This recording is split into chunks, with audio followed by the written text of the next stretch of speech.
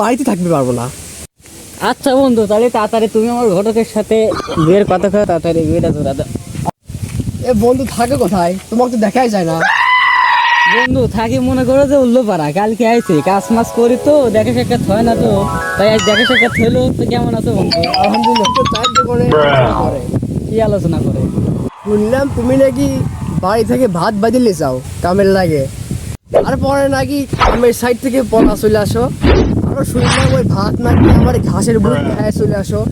আর কইস না রে বন্ধু, আমার মনের দুঃখ কে বুঝলো না, কথা কে বুঝুন না। আমি যে বিয়ে করব বাড়িতে বলি বিয়ে দেয় না। আর ওর মতো লোক বিয়ে হইতে চাই, ও যদি বিয়ে হয় আমি তো বাড়িতে থাকতে পারবো না। তুমি তো বিয়ে করবে ঠিক আছে, তো তুমি তো ঠিক মতো কামই করো না, কামের সাইড থেকে পড়া চলে আসে শুধু। বন্ধু একটা কথা কই, সিক্রেট কথা, এই কথা তোর ছাড়া আমি আর কাউকে কই না। ঠিক মতন কাজ কাম করলে বাড়িতে বিয়ে দেওয়ার চাই না, তাই জন্য আমি ইচ্ছেগত ভাবে ঠিক মতন কাজ কাম করি না। তাই আমি একদিন কাজ করি, 7 দিন রেস্ট নিই।